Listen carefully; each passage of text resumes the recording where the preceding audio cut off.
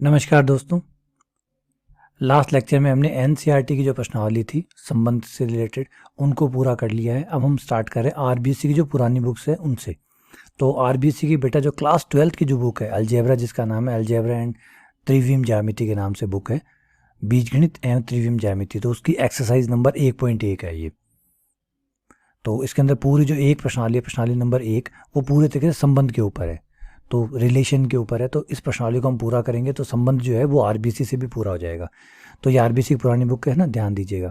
तो देख लीजिए प्रश्नावली नंबर 1.1 है और 1.2 है। तो इस लेक्चर में मैं 1.1 करूंगा और अगले लेक्चर में 1.2 करूंगा। ठीक है, चलिए आइए स्टार्ट करते हैं। सबसे पहले क्वेश्चन नंबर 1, ए एक समुच्चय है 1 2 3, बी एक समुच्चय 4 5 6। तो निम्न में से कौन सा संबंध है? हमें पता है संबंध वो होता है जो ए क्रॉस बी का उपसमुच्चय होता है। कार्तीय गुणन जो ए क्रॉस बी है उसका जो भी उपसमुच्चय होता है वो एक संबंध होता है, याद है आपको? तो अब देखिए कौन सा उपसमुच्चय है, 1 4। और आपको याद रखना एक चीज, उपसमुच्चय होने का मतलब है कि जितने कर्मित युग्म है उसमें पहला अवयव ए का होना चाहिए, दूसरा अवयव बी से होना चाहिए। तो देखिए 1 4 का पहला अवयव, या सीधे सीधे पहले पहले अवयव देख लीजिए, पहले पहले अवयव ए से है ना, तो 1 3 3 इससे है। ठीक है, बी को चेक कीजिए, दूसरे अवयव बी से होने चाहिए, 4 5 6 बी से। तो ये अपने आप में एक संबंध है।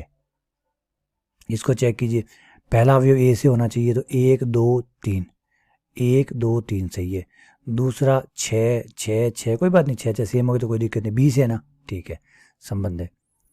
एक पहले अवयव को चेक कीजिए, पहले घटक को, 1 3 5 3, 1 3 5 3। तो 1 3 5 है ही नहीं इसके अंदर, 5 कहाँ से ले लिया भाई? ये 1 3 5 3, 1 है 3 है 5 है, 5 नाम का कोई अवयव ए में है ही नहीं। इसका मतलब ये संबंध नहीं हो सकता, क्योंकि जो भी संबंध होता है, जो भी संबंध होता है उसका एक तो वो समुच्चय होता है ए क्रॉस बी का, दूसरा पहला हर अवयव ए से होता है, दूसरा अवयव बी से होता है। तो यहाँ पे पहला ये जो 5 है, ये देखिए ये जो 5 है ये ए में नहीं है, नहीं है, इसका मतलब ये उपसमुच्चय नहीं हो सकता। सेम ऐसे ही चौथे पे आ जाइए, चौथे पे है 2, पहला पहला अवयव देखिए 2 है ए में, 2 है ए में, 3 है ए में, 4 नहीं है, नहीं है, तो इसका मतलब ये संबंध नहीं हो सकता। फिर ए क्रॉस बी, बिल्कुल हर कोई अपना उपसमुच्चय होता है, ये बात आपको अच्छे से पता है कि हर समुच्चय अपने आप का उपसमुच्चय होता है। तो ए क्रॉस बी उपसमुच्चय होगा ए क्रॉस बी का, और जो भी ए क्रॉस बी का उपसमुच्चय होता है वो एक संबंध होता है। तो ये लीजिए क्वेश्चन नंबर 1 हो गया। क्वेश्चन नंबर 2 में आते हैं कि इनको नियम रूप में लिखिए। बिल्कुल साहब, अभी नियम एन में परिभाषित, एन का मतलब नेचुरल नंबर, नेचुरल नंबरों पे परिभाषित है, इनको नियम रूप में लिखिए। तो सबसे पहले इसको नियम रूप में लिखते हैं। संबंध का नाम रख लेता हूँ R1। R1 एक संबंध है एक्स वाई का, कर्मित युग्म एक्स वाई का। जहाँ अब आप यहाँ देख पा रहे हैं, यहाँ 1 आ रहा है, यहाँ 3 आ रहा है, 2 है तो 5 है, 3 है तो 7 है, 4 है तो 9 है। तो जब आप यहाँ रखते हैं तो 2 बढ़ जाता है। देखिए यहाँ डबल होके प्लस 1 बढ़ रहा है, सॉरी, डबल हो रहा है फिर 1 बढ़ रहा है। ठीक है, 1 को डबल किया 2 आया, 2 में 1 जुड़ा 3 आया, 2 को डबल किया 4 आया, 4 में 1 जुड़ा 5 आया, 3 को डबल किया 6 आया, 6 में 1 जुड़ा 7 आया, 4 को डबल किया 8 आया, 8 में 1 जुड़ा 9 आया। तो रिलेशन चल रहा है y बराबर 2x + 1, और x और y दोनों आप कहाँ से ले रहे हैं? नेचुरल नंबर से। ये लीजिए, ये चेक कर लीजिए, ये हमारा इसका नियम रूप हो गया। तो अब इसको देखिए, 2 के बाद 3 आ रहा है, 4 से 2 आ रहा है, 6 से 1 आ रहा है। इसको समझिए कि ये कैसे चल रहा है। यहाँ थोड़ा जो नियम है वो थोड़ा सा टेढ़ा नियम है। अगर आप यहाँ देखें तो ये ऐसे हो रहा है कि अगर मैं दूसरे वाले नंबर को डबल करता हूँ, जो सेकंड वाला नंबर है उसको डबल करता हूँ। अब यहाँ सोच रहे होंगे सर ये हमें पता कैसे चलेगा कि क्या रूल चल रहा है? तो इस रूल को आप पता कर सकते हैं लाइन की सहायता से, सरल रेखा का समीकरण बना के। सरल रेखा का समीकरण होता है y - y1, y - y1, y2 - y1 बट्टा x2 - x1 और x - x1। अब ये मान रख दीजिए, तो आपको ये समीकरण जो है, ये क्या समीकरण चल रहा है ये पता लग जाएगा। रख के देखिए, y - y1, ये x1 y1 नाम दे दीजिए, इसको x1, इसको y1, इसको x2, इसको y2। देखिए आप आराम से ढूंढ पाते हैं तो ठीक है, नहीं ढूंढ पाते तो सरल रेखा का समीकरण लगा के निकाल सकते हैं। लेकिन अब आपके दिमाग में एक क्वेश्चन और चल रहा होगा कि हमेशा सरल रेखा होगी, इसकी क्या गारंटी है? तो बिल्कुल साहब, हमेशा सरल रेखा होगा इसकी कोई गारंटी नहीं है। और अगर सरल रेखा ना हुई तो हम ज्ञात कर भी नहीं सकते, फिर तो हमें अंदाजे ही लगाने पड़ेंगे, अंदाजे से ही पता करना पड़ेगा कि क्या चल रहा है। ये बिल्कुल वैसे ही है जैसे बैंक के क्वेश्चनों के अंदर जो सीक्वेंस वाले क्वेश्चन आते हैं, श्रेणी वाले क्वेश्चन आते हैं, उसमें अगला नंबर क्या होगा, किस तरीके से चलता है, कोई भी तरीका बनाया जा सकता है। तो सेम वही बात, अगर ये सरल रेखा में है, अगर ये 3 बिंदु सरल रेखा में है तो इससे वो समीकरण ज्ञात हो जाएगी। और चेक कैसे करोगे, इन 2 पॉइंट से वो सरलरेखा बना लीजिए, तीसरे वाले को रख के चेक कर लीजिए। अगर इन 2 से बनती है और अगले जितने भी बिंदु है वो अगर इसको संतुष्ट करते हैं, इसका मतलब है ये एक रेखा में, और वो समीकरण उस रेखा को कवर कर रहा है। तो जैसे y माइनस y1 हो गया, y1 का मान 3, y2 माइनस 1 2 माइनस 3 बटा x2 minus x1 4 minus 2 x minus x1 x1 का मान 2। तो इसको यहाँ सॉल्व कर लेते हैं, तो ये आ जाएगा y माइनस 3, वजह गुणा कर दूँ तो ये हो जाएगा माइनस का 1 बटा 2, 2 में से 3 गया माइनस 1 बटा 2, 2 से वज्र गुणा कर दूँ तो इस तरफ आ जाएगा 2y माइनस 6, और ये माइनस 1 आएगा तो ये हो जाएगा माइनस का x प्लस का 2, 6 को इधर ले आइए, x को इधर ले आइए, तो ये हो जाएगा आपका x इधर आके x प्लस 2y बराबर 6 इधर चला गया तो 2 प्लस 6 8 हो गया, तो x प्लस 2y बराबर 8 है, ये आपका रिलेशन हो जाएगा। हो गया। अब आप थर्ड वाले पॉइंट को रख के जरूर चेक कीजिएगा, क्योंकि हो सकता है ये बिंदु सरल रेखा के हो या ना हो, नहीं है तो इससे पता चल जाएगा। x का मान 6, y का मान 2 रखा तो 6 प्लस 2 8 आ रहा है, जो इस बात को कंफर्म कर रहा है कि हाँ भाई ये सरल रेखा है ना। तो देखिए बेटा फिर से यहाँ याद दिला देता, अगर ये पॉइंट सरल रेखा के हुए तभी वो सरल रेखा काम करेगी। सरल रेखा तो देखिए आपकी 2 पॉइंट से बन जाएगी, कोई भी 2 पॉइंट्स अगर आप लेंगे तो देखिए इसमें 2 ही पॉइंट चाहिए, 2 पॉइंट से आपकी सरल रेखा बन जाएगी। अगर ये सही में सरल रेखा के पॉइंट है तो जिस 2 बिंदुओं से सरल रेखा बनेगी उसमें बचे हुए बिंदु रख के देखेंगे तो वो भी संतुष्ट होंगे, अगर सरल रेखा में है तो, और नहीं होंगे तो फिर नहीं संतुष्ट करेगी। ठीक है, चलिए अगले पे आ जाते हैं।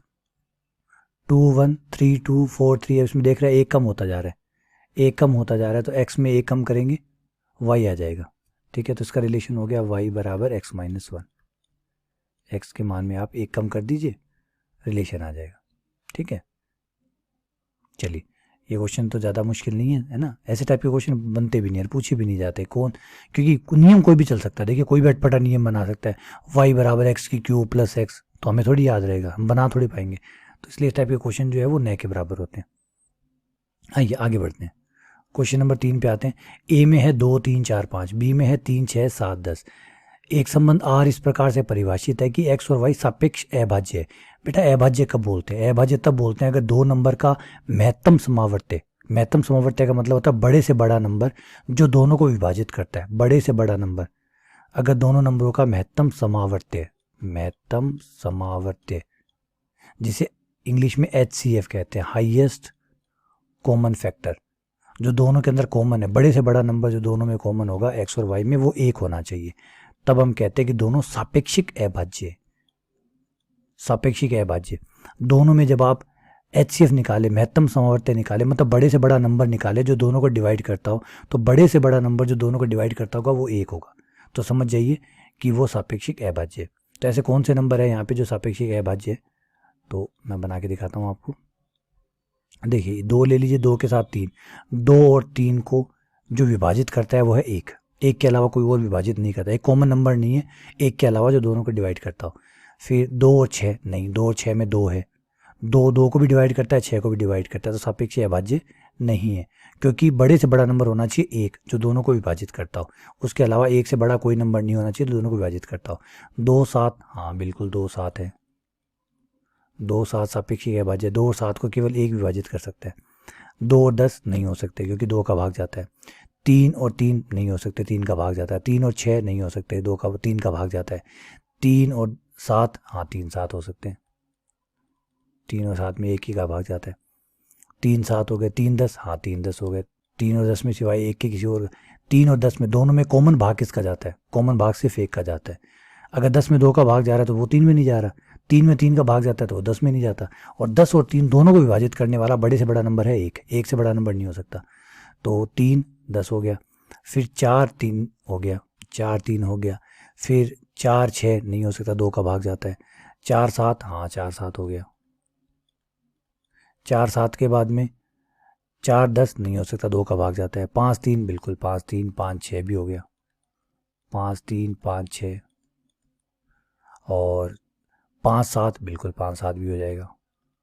5 10 नहीं, 5 10 नहीं होगा, 5 10 में 5 का भाग जाता है।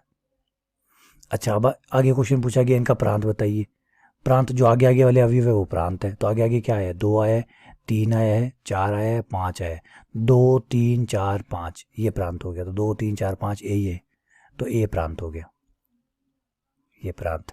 परिसर पीछे वाले सब परिसर है, 3 7 10, 3 7 10, 3 6 भी आया, 3 6 7 10, ये पूरा बी आ रहा है, तो बी आपका परिसर हो गया। क्योंकि कई बार क्या होता है बी पूरा नहीं आता, परिसर तो जितना आता है उतना ही होता है। तो इसको तो हम बोलते हैं सह प्रांत, आए चाहे ना आए, जो दूसरे वाला समुच्चय होता है वो सह प्रांत कहलाता है। इस सह प्रांत में से परिसर में कुछ चले जाते हैं, कई बार पूरा ही चला जाता है। देखिए इस केस में पूरा चला गया, तो ये पूरा ही परिसर हो गया। चलिए आगे बढ़ते हैं, क्वेश्चन नंबर 4 पे आते हैं। क्वेश्चन नंबर 4 में है कि पूर्णांक लेने हैं आपको, और पूर्णांक इस प्रकार से लेने हैं, x square plus y square बराबर 25 आना चाहिए। ठीक है, आइए इस क्वेश्चन को नीचे करते हैं अच्छे से। क्वेश्चन नंबर 4 कहता है x square plus y square बराबर हमें चाहिए 25। ठीक है, x square plus y square हमें 25 चाहिए, और एक्स और वाई जो है वो पूर्णांक लेने हैं। पूर्णांक में माइनस के भी आते हैं, प्लस के भी आते हैं, और जीरो भी आता है।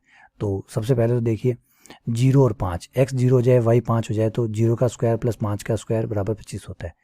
तो 0 5 ले लें, एक 0 5 के कई बन जाएंगे, 0 -5 भी चल जाएगा क्योंकि स्क्वायर है। एक्स को 5 ले लें, वाई को 0 ले लें, ये भी बन जाएगा। -5 0 ले लें, ये भी बन जाएगा। तो 4 तो ये हो गए। एक हमें पता है 3 का स्क्वायर प्लस 4 का स्क्वायर भी 25 होता है, तो उसके भी कई वेरिएंट बन जाएंगे। 3 4 -3 4, 3 -4, और दोनों के दोनों ही माइनस, माइनस के 3 माइनस के 4। अब 4 को आगे ले लें, 3 को पीछे ले लें, तो इसकी भी कई संभावनाएं बन जाएगी। 4 3, -4 प्लस का 3, प्लस का 4 माइनस का 3, माइनस का 4 माइनस का 3, और ये हमारी टोटल होगी। तो ये सारी रिलेशन में आ गया, ये पूरा रिलेशन आर बन गया। अब अगर इसमें ये पूछा गया कि प्रांत निकालिए, देख लीजिए पहले प्रांत है क्या, उनके प्रांत भी लिखिए। ठीक है साहब, इनके प्रांत लिख देते हैं। प्रांत इनके जो आगे आगे वाले अवयव है वो प्रांत है, जो भी आगे आगे के अवयव है उनको ले लीजिए, वो आपका प्रांत हो गया। फर्स्ट घटक जो है वो प्रांत है। फर्स्ट घटक कौन है? 0 है, 5 है, 3 है, -3 है। तो 0 मैं क्रम से नहीं लिख रहा हूँ, 0 5 बाद में आप क्रम से लिख लीजिएगा। 0 पहले पहले अवयव, फर्स्ट 0 0 5 -5 3 -3। बस डबल मत लिखिएगा। 3 लिख चुके नहीं लिखना, -3 लिख चुके नहीं लिखना, 4 लिखना है, हाँ जी, -4 लिखना है, 4 और -4 लिख चुके हैं। अब चाहे तो आप इन्हें क्रम से भी लिख सकते हैं, सुंदर लगेगा। क्रम से लिखेंगे तो 0 पहले आ जाएगा, और -4 -3 और -5 भी है, इसको और पीछे लिख लीजिए, -5, और प्लस में है 3 4 5, ये लीजिए, ये आपका प्रांत हो गया। अब यहाँ पे कहता है परिसर लिखिए, तो परिसर में पीछे वाले एलिमेंट जो है वो परिसर में आ जाएंगे, लेकिन शायद इसमें परिसर नहीं पूछा गया, सिर्फ प्रांत ही पूछा गया। तो यहाँ पे आप देख सकते हैं क्वेश्चन जो है वो है इसका आर निकालिए और आर इनवर्स निकालिए, ये लिखा गया। उस इनके प्रांत भी ज्ञात कीजिए। ठीक है, इनके प्रांत पूछिए। पहले आर इनवर्स समझा देता हूँ क्या होता है। आर इनवर्स को हम कहते हैं प्रतिलोम संबंध। आर इनवर्स को कहा जाता है प्रतिलोम संबंध या इनवर्स रिलेशन, इसको कहा जाता है प्रतिलोम संबंध। इंग्लिश में इसको कहते हैं इनवर्स रिलेशन। बड़ा प्यारा है, ये एनसीईआरटी के बुक में नहीं था, तो इस बुक में आपको एक नई चीज़ और पढ़ने को मिलेगी, इनवर्स रिलेशन। और पेपर में देखो आया भी है, इस पे क्वेश्चन आए हुए हैं, इनवर्स रिलेशन। इनवर्स रिलेशन में क्या होता है कि अगर एक्स वाई में है, एक्स वाई जो है वो आर में है, अगर एक्स का वाई के साथ रिलेशन है आर में, तो इनवर्स रिलेशन में उल्टा हो जाता है, वाई का एक्स में रिलेशन है आर, इसे कहते हैं आर इनवर्स। तो आर इनवर्स कुछ और नहीं है, आर इनवर्स कुछ और नहीं है, मतलब जो भी आर में थे उनको उल्टा कर दीजिए, उनको आगे पीछे कर दीजिए, तो आपका आर इनवर्स बन जाएगा। फॉर एग्जाम्पल समझिए इसको एग्जाम्पल से। मान लीजिए आपका कोई रिलेशन है आर, जिसमें आपके पास ये चीज़ें हैं, 1 का 2 के साथ, 3 का 4 के साथ, और 3 का मान लीजिए 1 के साथ। ये आपके 3 कर्मी तुगम है। तो जैसे आप इसका आर इनवर्स बनाएंगे तो आपको एक एक कर्मी तुगम को उठाना है और पलट देना है, उल्टा कर देना है एक एक को। जैसे 1 2 को उठाया, ये पलट कर 2 1 हो गया। फिर आपने 3 4 को उठाया तो ये 4 3 हो गया। सभी को बस आपको एक एक को जाके पलटना है। तो 3 1 है तो ये आपका 1 3 हो गया। ये लीजिए, इसका नाम है आर इनवर्स, प्रतिलोम संबंध। तो प्रतिलोम संबंध कुछ और नहीं है, बल्कि आपका जो संबंध है उसी को पलटना होता है, उल्टा करना होता है। एक्स का वाई के साथ था तो प्रतिलोम में क्या होता है, वाई का एक्स के साथ हो जाता है। तो ये आपका जो रिलेशन आया हुआ है इनके, इन सारे कर्मितकों को उल्टा कर दीजिए, उलट दीजिए, पलट दीजिए। वैसे पलटने के बाद में आप यहाँ देखेंगे कोई फ़र्क नहीं पड़ने वाला। क्यों नहीं पड़ने वाला? 0 5 को पलटेंगे आप, 5 0 आएगा, 5 0 ऑलरेडी यहाँ है। 0 -5 को पलटेंगे तो -5 0 आएगा, वो यहाँ है। 5 0 को पलटेंगे 0 5 आएगा, वो यहाँ है। देखिए हर कोई का जोड़ा यहाँ पे है। तो आपका इस केस में, इसमें आप देखेंगे कि आपका आर बराबर आएगा आर इनवर्स। क्यों आया आर बराबर आर इनवर्स? क्योंकि यहाँ जो एक्स वाई है वो वाई एक्स भी है। जब आपका संबंध जो है वो सम्मित होता है, क्योंकि सम्मित संबंध में क्या होता है, एक्स वाई भी होता है तो वाई एक्स भी होता है। एक्स वाई और वाई एक्स दोनों होते हैं, दोनों होने की वजह से पलटने पे क्या फ़र्क पड़ेगा? कोई फ़र्क नहीं पड़ेगा, वो कब वापस आ जाएगा, क्योंकि एक्स वाई पलट के वाई एक्स बन जाएगा और वाई एक्स पलट के एक्स वाई बन जाएगा। इसलिए यहाँ पे एक इंपॉर्टेंट बात है जो आपको पता चलेगी होगी कि यदि संबंध सम्मित है, जब संबंध जो होता है वो सम्मित होता है, आर और आर का प्रतिलोम संबंध दोनों एक ही होते हैं, क्योंकि पलटने पर कोई फर्क नहीं पड़ेगा क्योंकि सम्मित है। ठीक है, चलिए आगे बढ़ते हैं। अगला है हमारा क्वेश्चन नंबर 5। इसमें कहा गया मोड एक्स बराबर वाई। बेटा ये मोड वाला थोड़ा सा बात समझिएगा।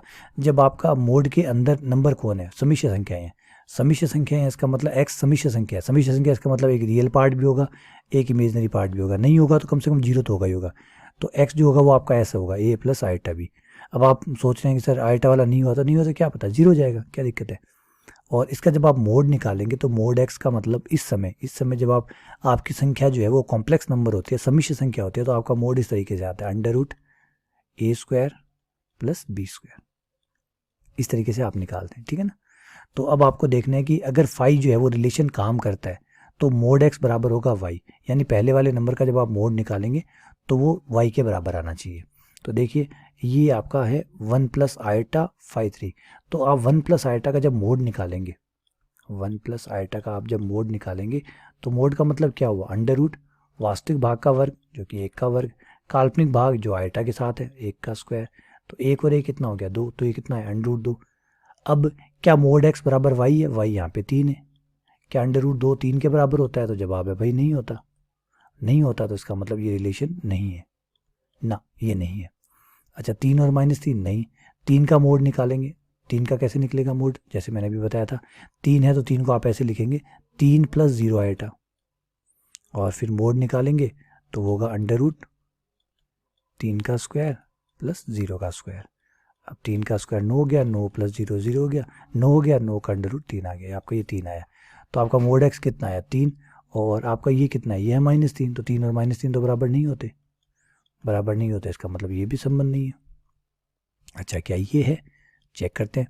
ये भी है 2 + 3 आइटा। इसको जब निकालेंगे आप मोड तो ये आएगा √2 का स्क्वायर जो कि 4, 3 का स्क्वायर जो कि 9, और ये √13 आएगा, ना कि 13 आएगा। ये √13 है और ये 13 है, बराबर नहीं है। नहीं है साहब, ये भी नहीं है।